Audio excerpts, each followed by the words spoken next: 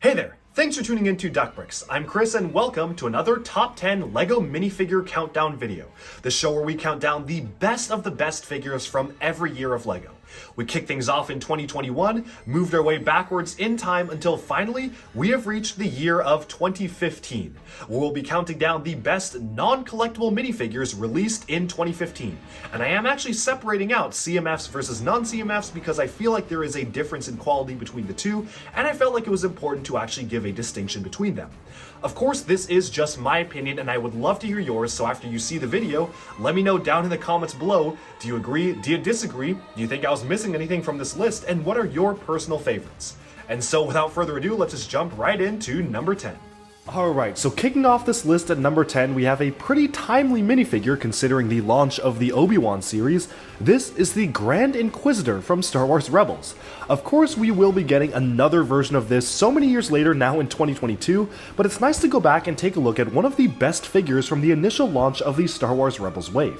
One thing that absolutely stands out to me is the flight helmet for the Grand Inquisitor. I love the dual molding of the black and transparent red. They really went above and beyond while crafting the helmet for this character, and while he didn't even wear it that much in the show, I think it's just such a cool helmet to have on the character itself.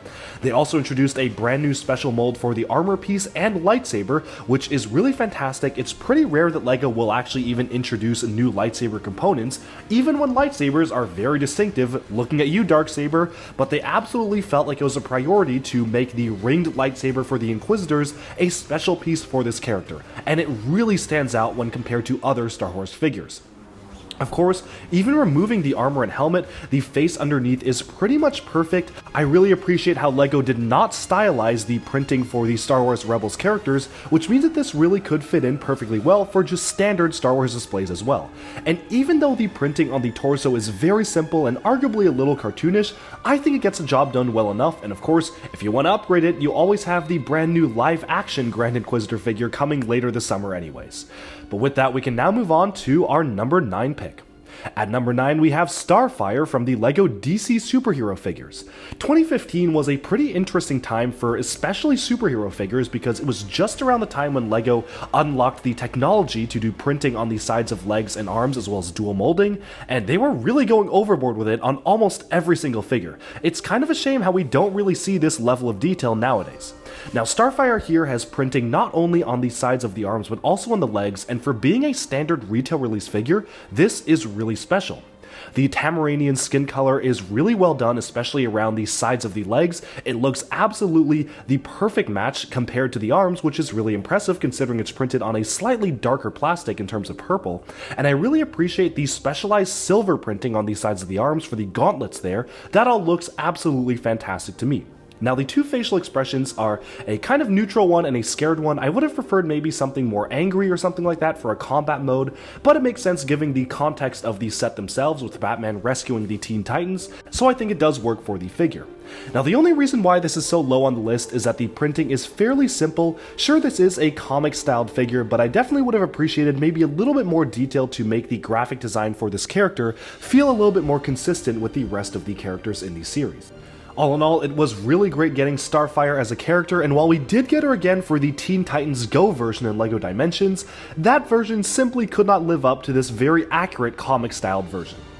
With that, we can now move on to our number 8 pick, and surprisingly enough, this is from LEGO City.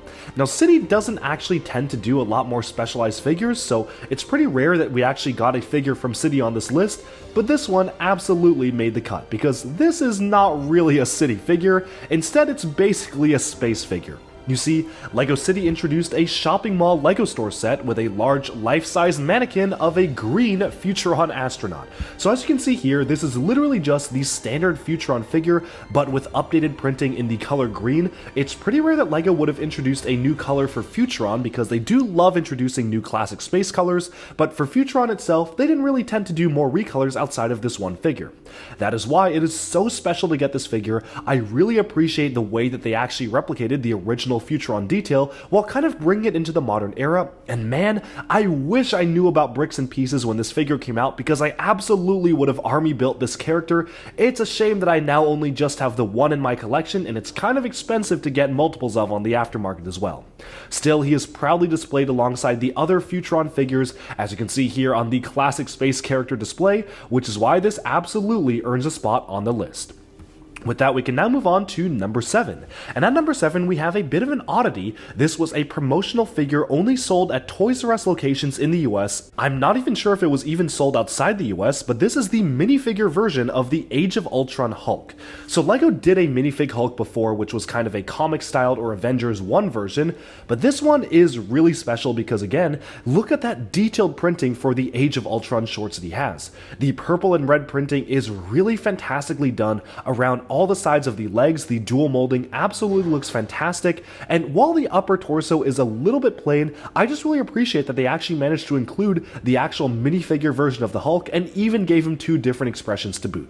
This is a great rendition of the character in minifig form, and I kind of wish that they continued doing this for special promotional stuff down the line because sometimes people just want to display a more minifig styled variant. But from there, we can now move on to number 6, and this is from the Ninjago Tournament of Elements series, Chopra. So Chopra was not necessarily a very prominent character, but he was a really great kind of side villain character with a very well done, specially molded, dual molded armor piece, which you can see there with the tan bones and red, almost leathery and rubbery style of armor, as well as a special new dual molded Anachondri blade, which was said to be one of the sharpest blades in all of Ninjago, plus another new mold for the headpiece, and of course using the classic serpentine tail as well.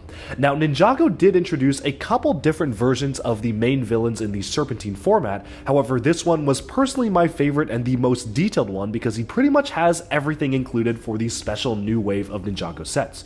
You've got the special sword, the armor piece, the head, and the really excellent copper printing to really give these scales and chain pieces some sort of shine on the character itself. I just really appreciate the amount of detail included on this relatively minor character, and I again really appreciate that Ninjago does devote this amount of detail for even just these side mooks and villains and henchmen. It is a really great figure that absolutely exemplifies the quality of figures that we've grown to expect and love from Ninjago, and this is no exception by fitting into some of the best among Ninjago's ranks.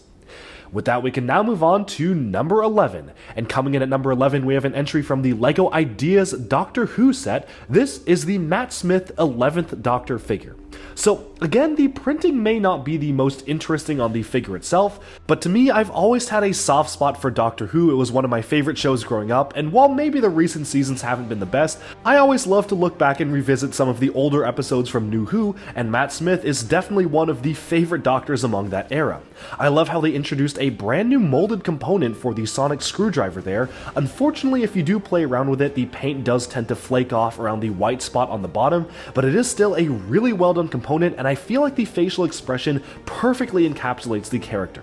Unfortunately, the printing of the jacket is not really that perfect, especially as it continues down to the dark brown legs. It absolutely looks like 2 different colors because of the lighter color being printed on the darker color of plastic, but other than that, this is pretty much the perfect figure for the 11th Doctor. It's just a shame that the Ideas Doctor Who set sold so poorly that LEGO probably will never do Doctor Who again, because man, I would love to get even more of the older Doctors, because we did see them all in LEGO Dimensions. I just wish we got a chance to get them in minifigure form. But with that, we can now move on to number 4. And coming in at number 4, we have an entry from the LEGO Ultra Agents line. This is Jack Fury from the second wave of Ultra Agents, featuring a dual molded helmet component, as well as a really well done armor component in transparent blue. So Ultra Agents introduced transparent dual molded helmets for pretty much the first time in LEGO's history. Before this, we never had really even seen any sort of dual molded helmets before, which is why this one in particular was so special to get. I still remember when images of the helmet first leaked and people were going crazy about how good it looked. This is just one of the coolest sci-fi helmets LEGO has ever done, and molding the collectible minifigure's armor piece in transparent blue makes the figure even more special. While the character underneath is pretty much just the standard Jack Fury figure that we got in early waves of Ultra Agents from the first launch, I still think it's a very solid figure. Having the body armor be printed in metallic silver and the glowing blue lines outlined on it looks really fantastic, and I love the inclusion of the stud shooters on the back of the character. Kind of makes him feel almost like a War Machine type character with 2 Gatling guns or missile launchers mounted on the back of the armor there. It's just such a cool standout design for one of LEGO's original themes that I wish got a little bit more time to shine in the spotlight. With that, we can now move on to our number 3 pick. And coming in at number 3, we have the Ultimate Collector Series Slave 1 version of Boba Fett. So this figure is pretty much just a direct upgrade of the original 2002-2003 Cloud City Boba Fett, which is one of the most coveted figures ever, being one of the figures to introduce arm printing for the first time. This essentially is taking the concept of giving Boba Fett arm printing and bringing it into the modern era. While modern iterations of the Mandalorian and the Book of Boba Fett figure also feature arm printing, this is one of the only ones of the classic version of Boba Fett from episodes 5 and 6 of the Star Wars trilogy that actually features excellent arm printing on the sides of both arms. And of course, the rest of the figure is pretty much just the standard Boba figure we've come to know and love. I just really appreciate the amount of detail they managed to fit in for the character itself, and of course, those specially printed arms really elevate this figure to the top of this list, as well as of course the great jetpack helmet and fabric component, all of which we have seen before but look really great on the figure itself. It's just a great standout figure overall. With that, we can now move on to number 2, and at number 2 we return to the LEGO Ultra Agents line. This is Electrolyzer. So Electrolyzer came in the largest Ultra Agents boat set, and man does he stand out as one of, if not the best villain designs we got from Ultra Agents.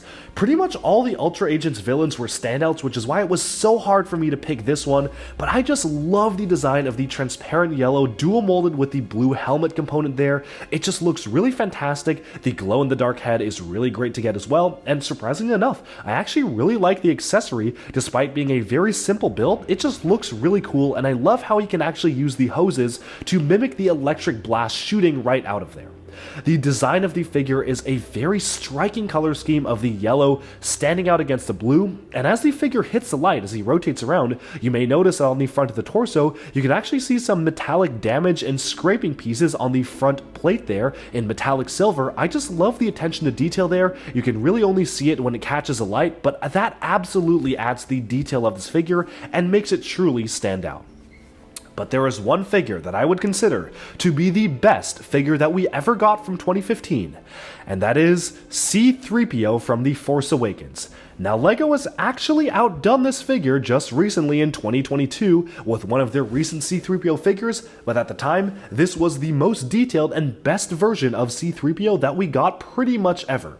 Not only does he feature printing on the sides of the arms, he also features printing on the sides of the legs as well, and at the time, this was the most detailed version of C-3PO you could get. I just love the amount of detail they managed to include for the legs and the arms. It just looks absolutely fantastic, and even though the head and front printing is pretty much stuff we've seen before, this just stood out among a wave of standout figures for The Force Awakens, absolutely elevating it to now the second best version of C-3PO we've ever gotten, although at its time, it easily was the best and completely blew away any other versions of the character we got since then. But with that, we have summed up my favorite, and in my opinion, the best minifigs of 2015 that did not appear in a collectible minifig series. Alright, and with that, we have summed up our look at my personal favorite, and in my opinion, the best minifigures that were not part of the collectible minifigure series of all of 2015. Again, this is just my opinion, and I'd love to hear yours, so let me know down in the comments below. Do you agree? Do you disagree? What are your favorites? And do you own any of these figures? As usual, stay tuned for next time where we'll be jumping into the best collectible minifigs of 2015, and stay tuned to Duck Breaks for even more LEGO news, reviews, discussion, and analyses coming your way very soon. Thanks, and bye-bye for now.